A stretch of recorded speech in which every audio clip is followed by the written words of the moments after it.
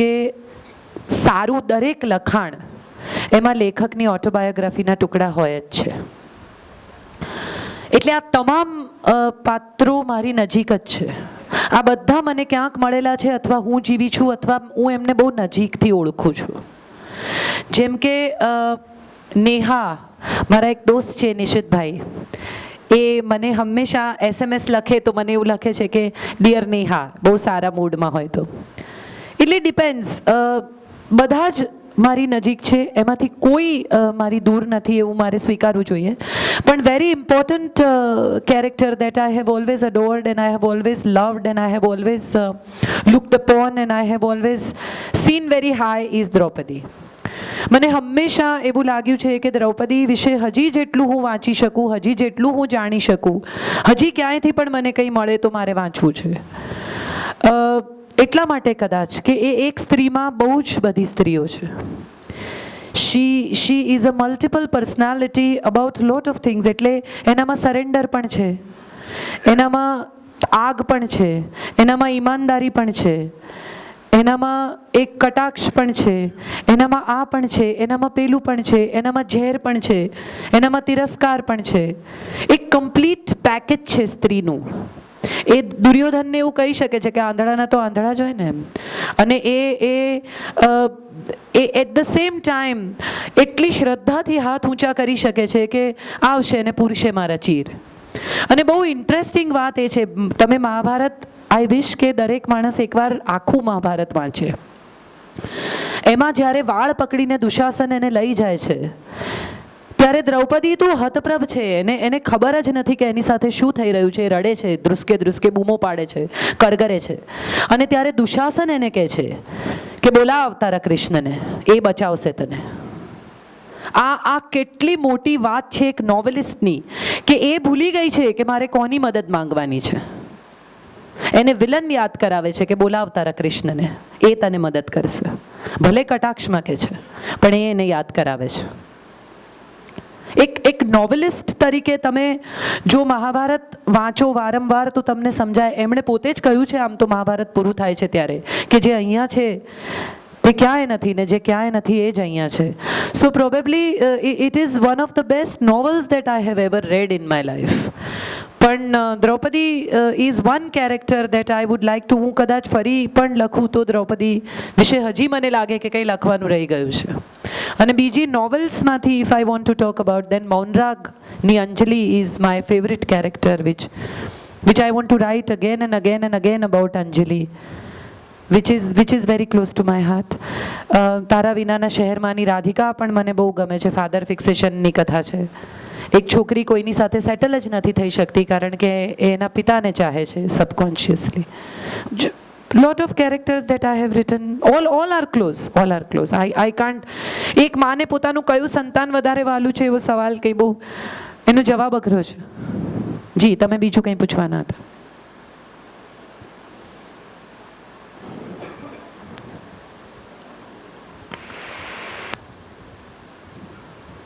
આમ જ બોલો, વાંધો નહીં, સંભળાશે.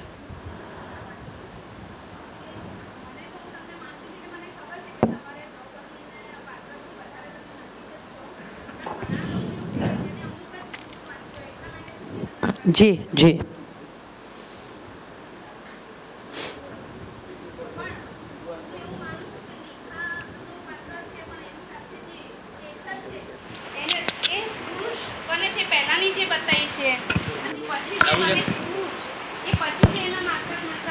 માઇક ચાલુ થઈ ગયું છે, લઈ લો ને પ્લીઝ, બધા સાંભળી શકે. હા, એટલે જે કેસર પછી જે પુરુષ બને છે એ પછી જે કેસરમાં જે આવે છે આક્રમકતા, અને જે નેહાના જે ગુણ છે એ જે ગુણનું મિશ્રણ કરીએ તો થોડુંક તમારા અંદર મળતું આવે. હું માનું છું, હું એવું નથી કહેતી બધા એવું માને, પણ હું મારી વાત કરું છું. અને બીજી વાત કે તમે જે તમારા પ્રવચનમાં તમે જે વાત કરી એકબીજાને ગમતા રહીએ, અને મેરેજ એનિવર્સરી હોય કે બર્થડે હોય કે ફલાણું ઢેંકણું ગિફ્ટ આપીએ, એને તમે લવ નથી કહેતા. હું એ વાત સાથે બહુ સંમત છું. એને કેમ કે અમારે પણ એવું જ માનીએ છીએ કે એકબીજાને જો ગિફ્ટ આવી પ્રસંગે યાદ કરીને આપવું, એટલા પૂરતું લવ ના હોવો જોઈએ. હું પોતે પણ ઘણા બધા પ્રોગ્રામની કરતી હોઉં છું. આજે કોઈ પ્રોગ્રામ છે ને બીજા દિવસે પ્રોગ્રામ છે તો મારા મિસ્ટરના અમારા મિસ્ટર છે તેમને બી ખબર છે કે આવતીકાલે કોઈ પ્રોગ્રામ છે તો એને શું શું વસ્તુની જરૂરિયાત હશે, કારણ કે ઘણીવાર એવું થાય કે મોડું પણ આવવાનું થતું હોય, તો એમણે એટલી કાળજી રાખી તો હું એને માનું છું કે લવ છે. તો એમાં એવું કોઈ કારણ એવું આવે જ નહીં, એકબીજાનું જો આપણે ધ્યાન રાખતા હોઈએ તો એની પસંદ નાપસંદ ઉપર પછી આપણે બહુ ધ્યાન ના આપવું જોઈએ એમ. હા જી જી please. Hello. I can't get your question very correctly. What is the role of education in the subjective mind? Role of education is very important. The more educated you are, you can see the world more clearly. You are watching. જેમ કે હું પહેલી વાર England ગઈ ત્યારે મને લાગતું હતું કે આ તો વિચિત્ર જિંદગી છે, લોકો કેવું જીવે છે, સોમથી શુક્ર જીવે છે. ગ્રેજ્યુઅલી જેમ હું દુનિયા જોતી ગઈ, જેમ લોકોને મળતી ગઈ, તમારા હોરાઇઝન્સ ખુલે છે. સો આઈ પર્સનલી ફીલ કે ભણતા રહેવું તો કોન્સ્ટન્ટ ચાલવું જ જોઈએ. ભણવું એ education is not a degree. Education can not be a degree. Education is a constant process which happens every day, every moment. I am learning everything every moment. હું ક્યાંય પણ માણસો, રોજ મને મળતા માણસો પાસેથી પણ શીખું છું. London, I used to change train from Bank station.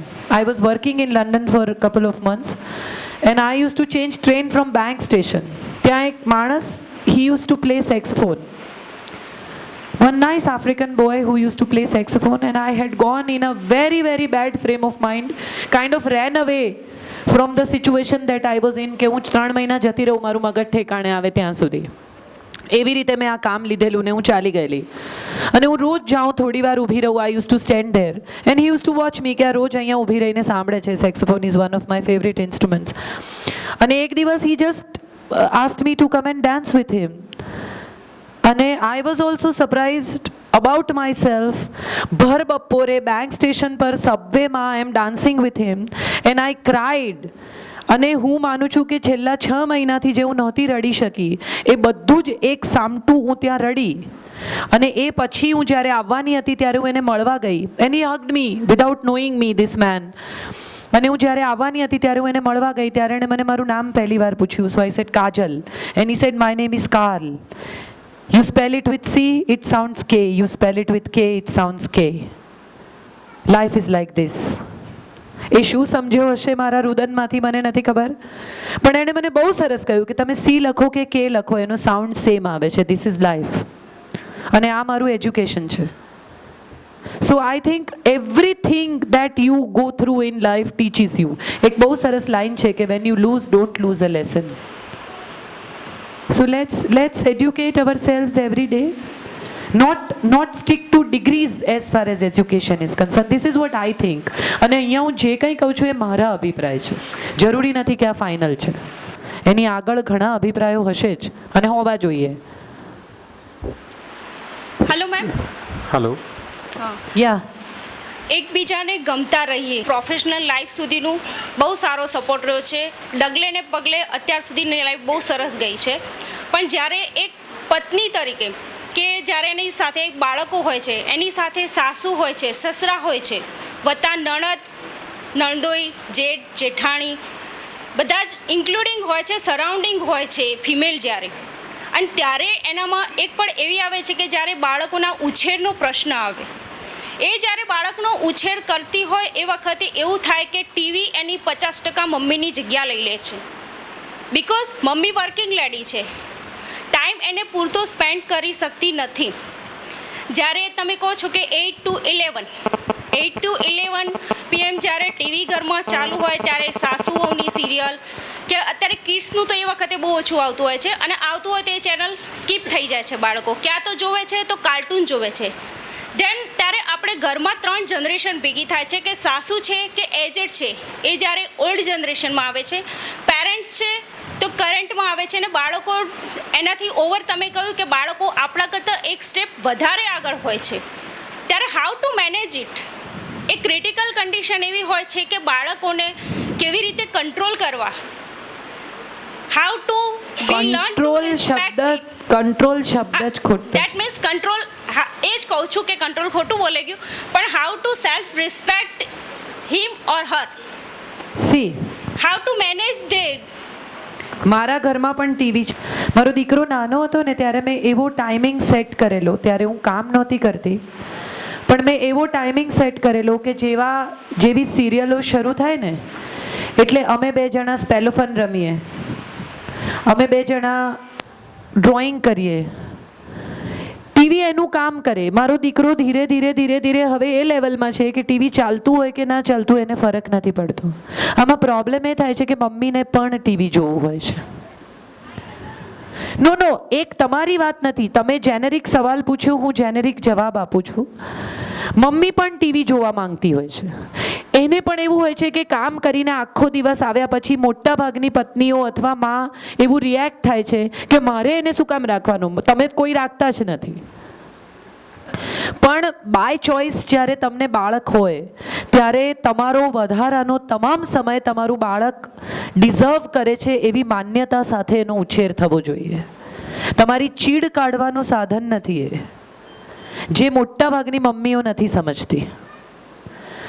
અને બહુ જ અગત્યની વાત જે દરેક મા બાપે કોઈ પણ ઉંમરે સમજવી જોઈએ એ છે કે બાળકની હાજરીમાં ડિફરન્સ ઓફ ઓપિનિયનની ચર્ચા ન થવી જોઈએ.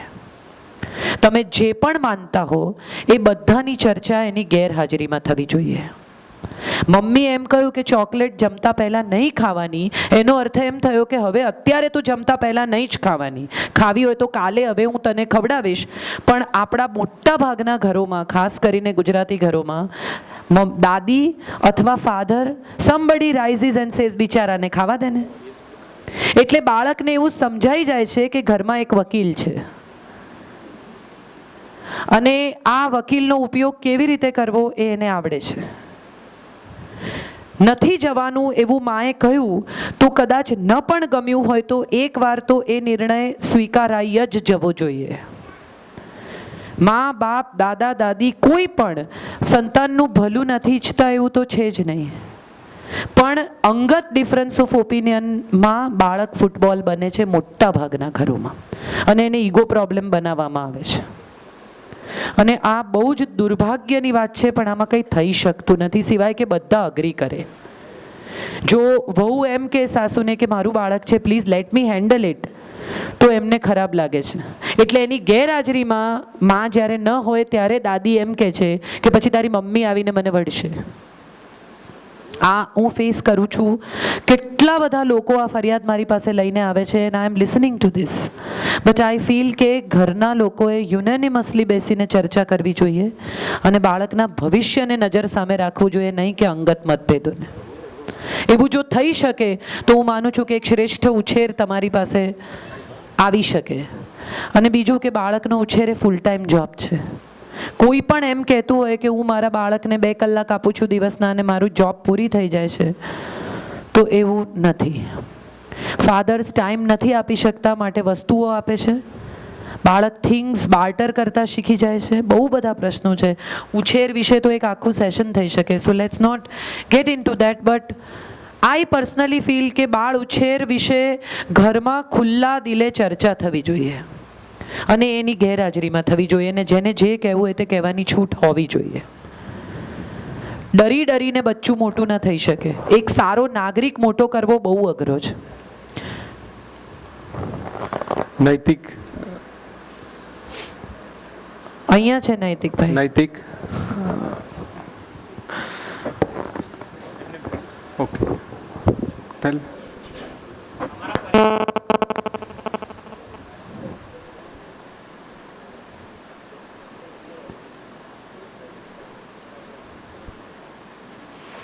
માયસેલ્ફ નૈતિક પટેલ. અમારા પરિવારનું નામ માનવ પરિવાર, અને એમાં મનનો વિરામ જે નામ આપ્યું છે, તમારી એક બુક લખાઈ છે જે મને દર્શક કાકાએ ગિફ્ટ કરી હતી, મન નેગેટિવ ટુ પોઝિટિવ માઇનસ થી પ્લસ. યા મનનો વિરામ, અને એ બુકને કોરિલેટ તમે કઈ રીતે કરી શકશો અમારા પરિવાર સાથે? મન માઇનસ થી પ્લસ મીન્સ કે આપણે બધા ક્યાંક તો માઇનસ છીએ જ.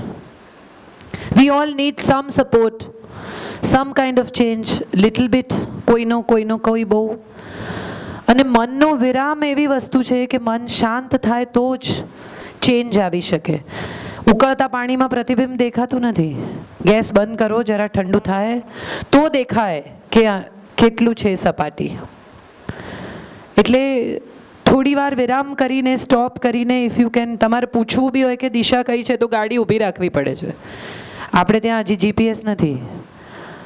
સો ગાડી ઊભી રાખો 5 મિનિટ અને પૂછો કોઈને કે ભાઈ મારી દિશા કઈ છે. સો આઈ થિંક મનને વિરામ આપો તો મનને સાચી દિશા આપી શકો એવું હું માનું છું. આ મારું ઇન્ટરપ્રિટેશન છે. સાચું ખોટું તો યુ આર ધ બેસ્ટ જજ. અશોકભાઈ. ઓ ગોડ. કાજલબેન સોરી, આપણું એક પેલું પુસ્તક જે એકબીજાને ગમતા રહીએ એમાં આપણે એક સવાલ આપે કર્યો છે અને પછી એને છોડી દીધો છે. એમાં પાન નંબર 26માં આપે લખ્યું છે કે જે પ્રસિદ્ધ માનસશાસ્ત્રી છે સિગમન્ડ ફ્રોઈડ, એણે એવું કહ્યું કે ઘણા બધા અભ્યાસના અંતે મને એવું લાગે છે કે સ્ત્રીને શું જોઈએ છે જીવનમાં એ હું સમજી શક્યો નથી. પછી પાન નંબર 27 ઉપર આપે એણે દોહરાવી અને વિલિયમ શેક્સપિયરના શબ્દોમાં લખ્યું છે કે women what do they want. હવે હું આપને પૂછું છું કે આપે અને પછી તરત જ આપે વિષયાંતર કર્યું છે, તો એ સવાલનો જવાબ આપે કેમ નથી આપ્યો? કેમ કે છે જ નહીં. Okay, thank you. Vikrambhai Bhavsar.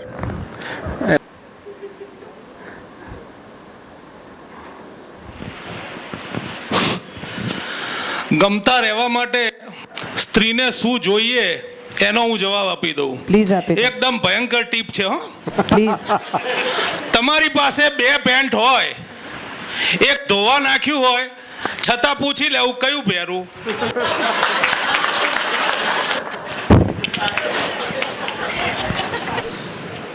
પણ એ રસપ્રદ વાત છે. હું આજે જ એક જણને કહેતી હતી કે બહુ ઇન્ટરેસ્ટિંગ છે. મારી ફ્રેન્ડ છે, ડૉક્ટર છે. અમે સ્કૂલથી, બાળ મંદિરથી જોડે ભણ્યા છે. એટલે આજે એક અમારું સ્કૂલના ગેટ ટુગેધર હતું, લંચ હતું. એટલે એ નીતા એવું પૂછે કે ચેતનને ઘેર લગ્ન છે તો કેટલાનો ચાંદલો કરવાનો, એવું એ મને પૂછે. એટલે હું કહું કે 501. ના 501 તો ઓછો પડે. તો 1000? ના 1000 તો બહુ પડે. એટલે એણે મનમાં રકમ નક્કી કરી જ લીધી છે. તમે એની રકમ સુધી આવો ત્યાં સુધી એ આર્ગ્યુમેન્ટ કરે છે. આ વાત સ્ત્રી માટે જ સાચી છે એવું નથી, આ માણસ માત્ર માટે સાચી છે. સ્ત્રી ફોન કરીને પૂછે કે શું બનાવું, પછી તો ખબર છે બધાને આ ડાયલોગ, તને જે ગમે તે. પછી એને જે ગમે તે બની ગયું હોય એટલે ઘરે આવે એટલે કે શું બનાવ્યું છે, એટલે એણે કહ્યું કે ઇડલી સાંભર, પાવભાજી, ભાખરી શાક. અરે યાર, હજી હમણાં 3 દિવસ પહેલા તો ભાખરી શાક કરેલા, પણ મને તો ગમે છે એ મેં કર્યું, તમે મને ગમે છે તે કહેલું, સો આઈ હેવ મેડ ઇટ. સારું, તો પછી એક કામ કર, આમ કરી નાખ, અથવા આમ નહીં કર, અથવા આમ કર. એને બદલે જ્યારે એણે ફોન કરેલો 4:30 અને પૂછેલું, ત્યારે જો કહ્યું હોત કે તમારે શું ખાવું છે. પણ આમાં મજાની વાત એ છે કે કોઈને ખબર નથી એને શું જોઈએ છે. એને ઓફર કરવામાં આવે ત્યારે એને ખબર પડે છે કે મને આ નથી જોઈતું. That's the fun. માણસ માત્રની સાથે આ રમત છે કે તમારી સામે મુકાય ત્યારે જ તમને સમજાય છે. એ ફૂડ હોય, રિલેશનશિપ હોય, કપડું હોય, વસ્તુ હોય, સુખ હોય. Once you have it in your hand, you realize that you don't want this, you want something else. And that keeps the world going. Something better, something more, still more. અહીંયા આપણા વચ્ચે એક મારા મિત્ર ઉપસ્થિત છે અને એમને ખરેખર મારા જેવું શરીર બનાવ્યું છે. એકવાર મેં એમને પૂછ્યું હતું કે તમે એટલા જાડા કેમ છો, એમને કહ્યું યાર શું કરું, ઘણીવાર સાંજે 2 વાર જમવું પડે છે. મેં એમને પૂછ્યું કારણ, તો કે બહાર મિત્રો સાથે જમીને ઘરે જવું એટલે કહેવામાં આવે કે જમીન આવ્યા સાથે જમીએ, એટલે કે આજે સવારથી ભૂખ ખૂબ જ લાગી હતી અને ફરીથી જમે છે. એટલે આ એક સોલ્યુશન હોઈ શકે. હવે ક્વેશ્ચન આવેલો છે, ટીનેજ દીકરી દીકરા માટે તમારા વિચારો અને તેના પુસ્તકો વિશેની માહિતી આપવા વિનંતી. હું એવું ઈચ્છું છું કે હવે આપણે 5 કે 3 પ્રશ્નો જ રાખીએ, એટલે આના પછી બીજા 3 પ્રશ્નોની આપણે છૂટ રાખીએ. તો આના પછી 3 પ્રશ્નો જો કોઈને બી પૂછવા હોય તો પ્લીઝ અત્યારથી જ એમનો હાથ જરા કરી લઈશું ટીનેજ આપણે. ચાઇલ્ડ માટે પુસ્તકો આપણા દેશમાં આપણા માહોલ માટે લગભગ લખાયા જ નથી, ઓનેસ્ટલી સ્પીકિંગ.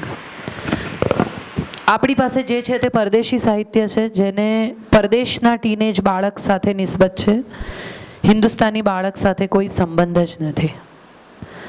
એટલે પુસ્તકો તો બહુ હું સજેસ્ટ નહીં કરી શકું. ઘણું લખાયું છે પણ ખરેખર એપ્રોપ્રિએટ કહેવાય એવું કંઈ, આમ તમે એવું કહી શકો કે લો વાંચો એવું કંઈ નથી.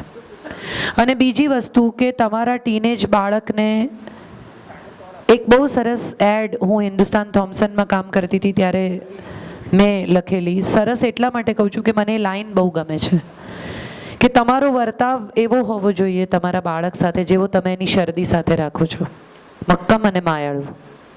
વિક્સ વેપોરબની એડ મેં લખેલી 22 વર્ષ પહેલાં.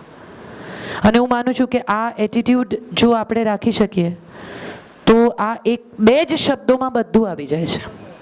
બને ત્યાં સુધી મક્કમ રહેવું, એને જે કહેવું છે તે જ કહેવું, અને છતાંય જો એ ભૂલ કરે તો એને પાછા આવવાની જગ્યા આપજો. Most of the parents don't give space to return for their children, and then their children look for somewhere else and make more mistakes.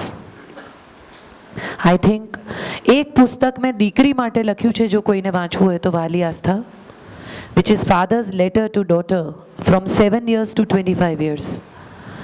દીકરા માટે હું લખી રહી છું, પ્રિય નમન, પણ વાર લાગશે. પણ મૂળ વાત તો એ જ છે કે એને ભૂલ કરવાનો અધિકાર છે. એને પરફેક્ટ બનાવવાના પ્રયત્નમાં તમે એની પાસેથી એની લર્નિંગ એબિલિટી છીનવી લો છો. મને આવડે છે, મેં તને કહ્યું એમ જ કર, હું કહું છું એમ જ કર, આમ જ હોય એવું શક્ય નથી. અને બે સમયે બદલાઈ ગયા છે. આપણે બ્લેક એન્ડ વ્હાઇટ ટેલિવિઝન જોવા બાજુમાં જતા હતા અને એ લોકો સેમસંગના એના ફોન પર ડાઉનલોડ કરીને ફિલ્મો જુએ છે. આઈ થિંક બહુ જ બધું બદલાઈ ગયું છે અને એને એના નવા સમયમાં નવા પરિવેશમાં ઓળખવાનો પણ પ્રયત્ન કરો. They are different generation and they are a technogen. So they want answer to everything. પુસ્તક નથી વાંચતા એવી ફરિયાદ સામે હું એવા કેટલા મા બાપને ઓળખું છું કે જે વાંચતા નથી પણ એના બાળકને તમે પૂછો કે ફલાણાનું આ મને જરા જોઈએ આપને, એટલે તમને નેટ ઓન કરીને એવી વિગતો આપે કે જે તમને ભલભલા દુનિયાના પુસ્તકમાં ના મળે. એની પાસે નેટ છે, એની પાસે જીપીએસ છે, એની પાસે ઘણું બીજું છે, એની પાસે ટચ સ્ક્રીન છે, એની પાસે ટેબ્લેટ છે જે આપણી પાસે નહોતા. એટલે હવે એને એના પરિવેશમાં મૂલવવા પડશે. એને આપણા બેકડ્રોપમાં નહીં જજ કરાય. So let's understand them first and then make any statement about them. This is what I feel. બહુ અઘરું છે, હું સમજુ છું, પણ એ રીતે જ કરવું પડશે એવું મને સમજાયું છે.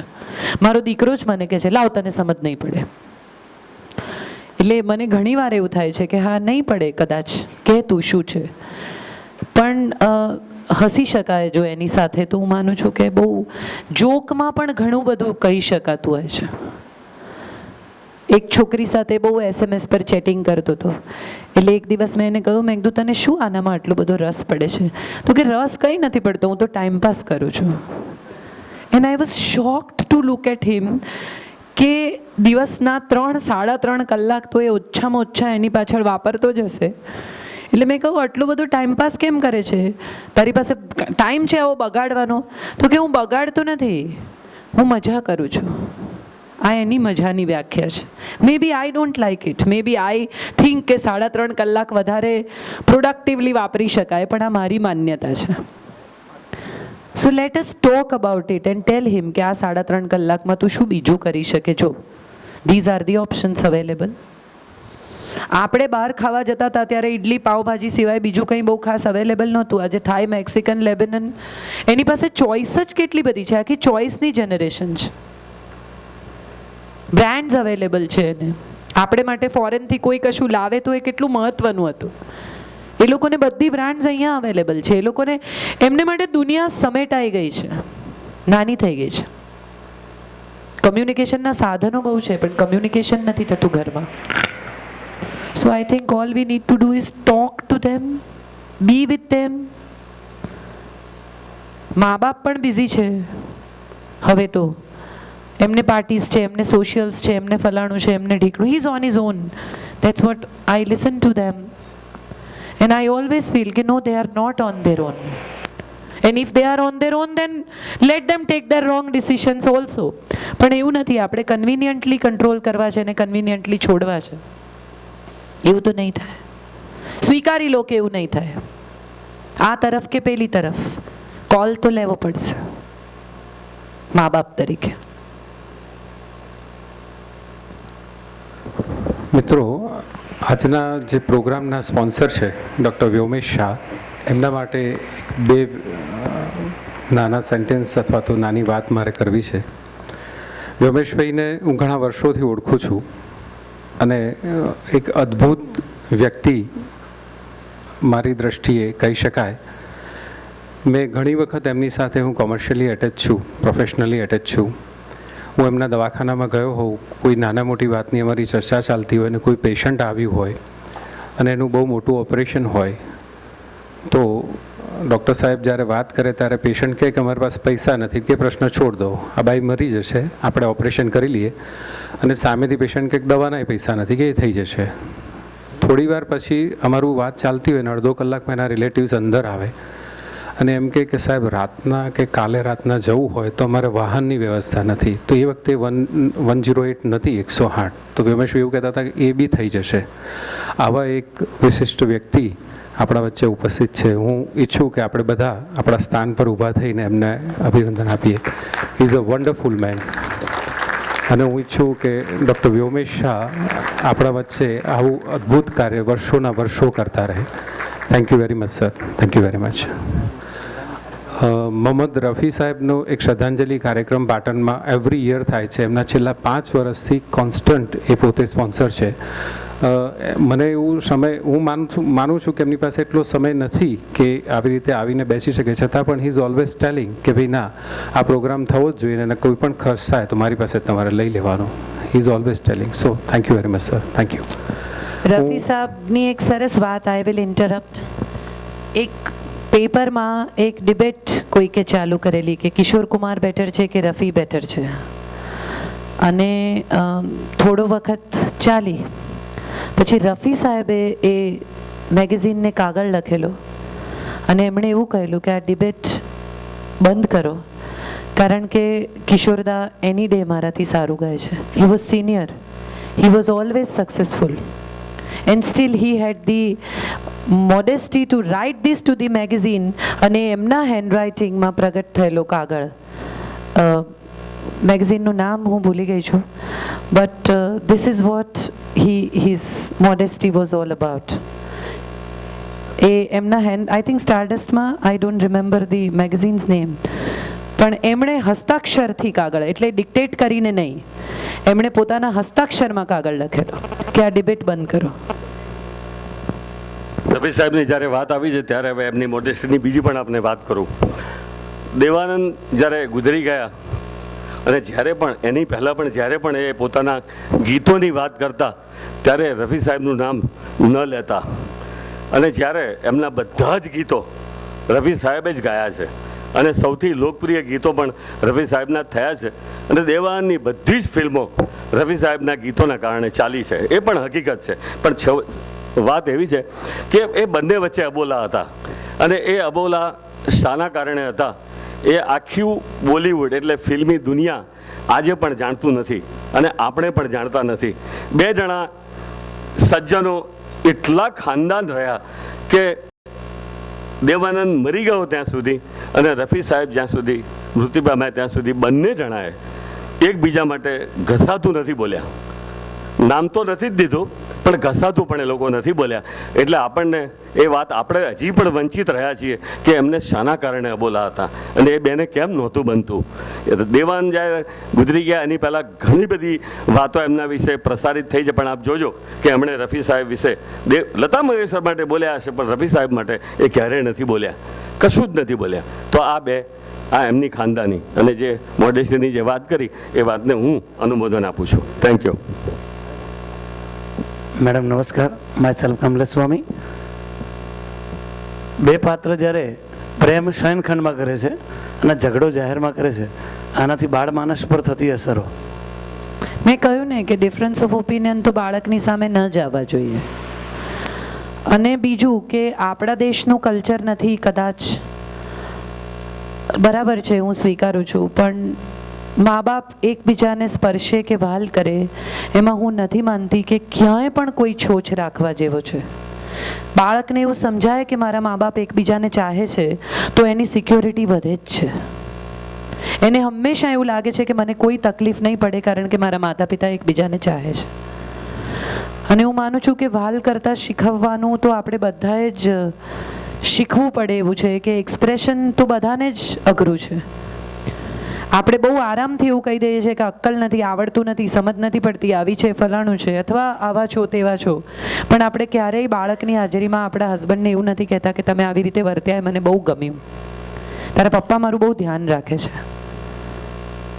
અને હું માનું છું કે એનાથી જે સિક્યોરિટી બાળકની અંદર જન્મે છે રિલેશનશિપમાં, એ બહુ જ મહત્વની સિક્યોરિટી છે. માય ફાધર પાસ્ડ અવે last year and they were married for 47 years almost.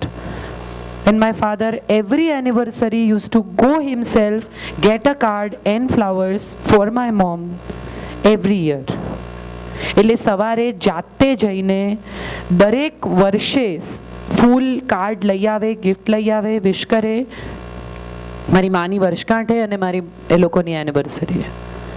અને એ કલ્ચરમાં હું મોટી થઈ છું. My father must have really told my mother many times કે તું ન હોત તો આ ઘર અને મારો સંસાર ન નભ્યો હોત. અને હું માનું છું કે આવું કહી શકવું એ જ આઈ લવ યુ છે. ઇન અ વે માણસની હાજરીનો સ્વીકાર, માણસના કોન્ટ્રીબ્યુશનનો સ્વીકાર બહુ મોટી વસ્તુ છે. અને દરેકને એપ્રિસિએશનની આશા હોય છે. ઘરની બાઈને પણ તમે એમ કહો કે ગઈકાલે બહુ સરસ પોતા કરેલા તો એ આજે વધારે સારા કરશે. Why not we open and say કે સરસ થયું છે જમવાનું, આમ સરસ છે, તું સારી લાગે છે. ભૂલ કાઢતા આપણને બધાને બહુ સરસ આવડે છે. Fault finding is very easy to us. appreciation comes very difficult to us. And I think if we can appreciate, if we can love people, I think Sanjay is almost an artist. He lives his life on his terms. અને હમણાં જ થોડા દિવસ પહેલાં જ એક પાર્ટીમાં કોઈકે કહ્યું, અમારા એક એક્ટર મિત્ર છે એમણે, કે સંજય તારા જેવું જીવવું જોઈએ એમ. અને ત્યારે સંજય એવું કહ્યું કે મારા જેવું જીવવા માટે મારી પાસે છે એવી પત્ની હોવી જોઈએ. આ એક જ વાક્ય હું માનું છું કે આવનારા 5 વર્ષ જીવવા માટે તમને આપી દે બળ. It means uh lot. We all need to get up and learn to appreciate જે આપણને શીખવવામાં નથી. એટલે એ જાતે જ શીખી લેવાની ટેવ છે. પણ we must tell somebody how good one is or how important one is, which we don't. મિત્રો, આપણે એક ક્લિપિંગ 3 મિનિટનું છે એ જોઈએ, પછી એના માટેનું એક અગત્યની જાહેરાત આપણે કરશું. શ્યોર.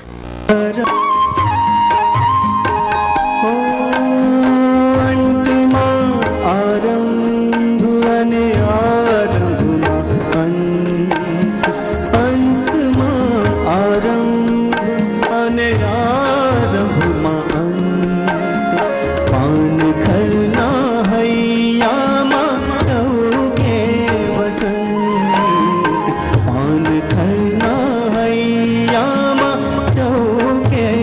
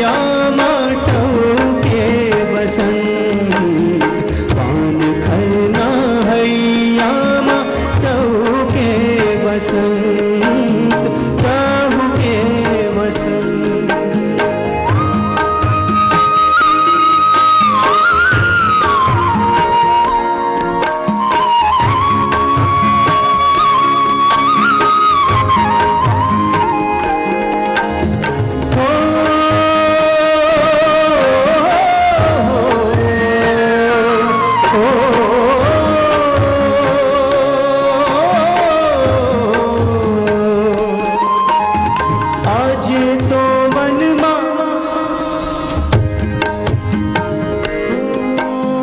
આજે તો વનમાં કોના વિવાહ આજે તો વનમાં કોના વિવાહ એક એક વૃક્ષમાં પ્રગટે દીવા આજે તો વનમાં આજે તો વનમાં કોના વિવાહ એક એક વૃક્ષમાં પ્રગટે દીવા આશીર્વાદ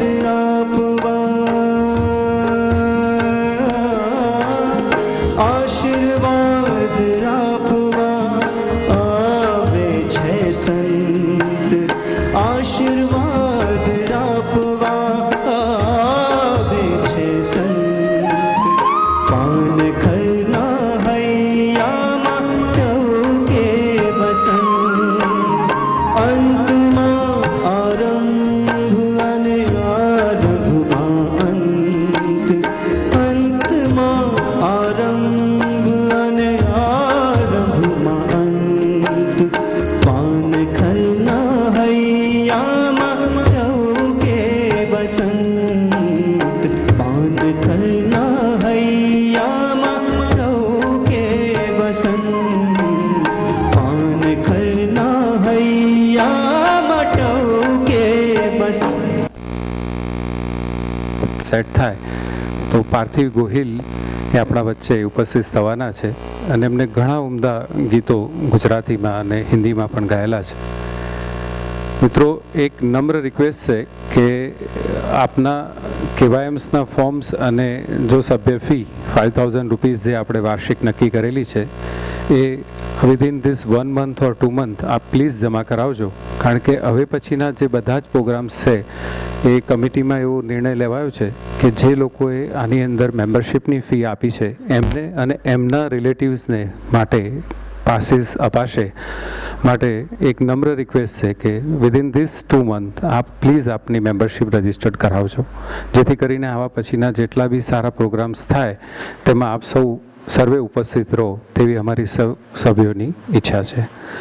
હું હવે આગળનો પ્રોગ્રામ ચલાવવા માટે રિક્વેસ્ટ કરીશ અશોકભાઈને કે તેઓ આગળ વધારશે. એમાં બેન સારેગામાપામાં જ્યારે પાર્થિવ ગોહિલે જ્યારે કોમ્પિટિશનમાં જ્યારે ભાગ લીધેલો, અત્યારે જે કલાકારો એટલે જજ તરીકે જે બેઠા છે એનું કોઈ વિવેચન આપણે નથી કરવું, પણ કોનામાં કેટલી લાયકાત છે બધા સૌ જાણે છે. પણ ઇવન તો જ્યારે પાર્થિવ ગોહિલ જ્યારે કોમ્પિટિશનમાં હતો ત્યારે જસરાજજી, હરિપ્રસાદ ચોરસિયા અને ત્રીજા વિલાયત ખાં, આ 3 જણા જજ તરીકે હતા અને ત્યારે આ છોકરો નંબર લાવેલો.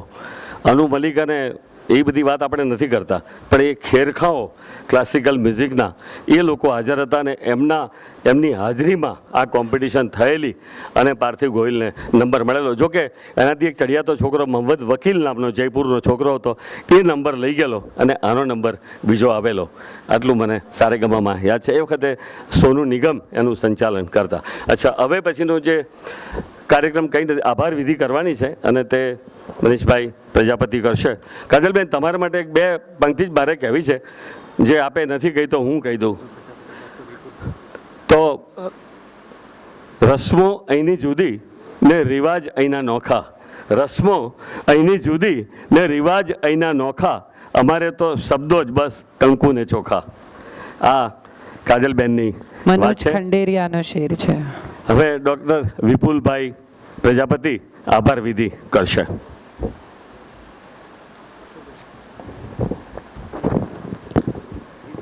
માનવ પરિવાર મનનો વિરામ અંતર્ગત એકબીજાને ગમતા રહીએ આ કાર્યક્રમમાં અનેક નામી અનામી સુજ્ઞજનોનો અમને સહયોગ પ્રાપ્ત થયો છે.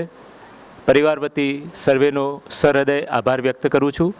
વિશેષતઃ આપણી વચ્ચે જે ઉપસ્થિત રહ્યા છે એવા માનનીય કાજલબેન ઓઝા વૈદ્ય, જે આપણી ઉર્મિઓને જલમાં પરિવર્તિત કરવા માટેનું કારણ બને છે.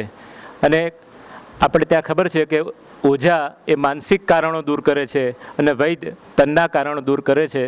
તો એવા બંને કારણો આજે એમને પ્રશ્નોત્તરી દ્વારા દૂર કરવાનો પ્રયત્ન કર્યો છે.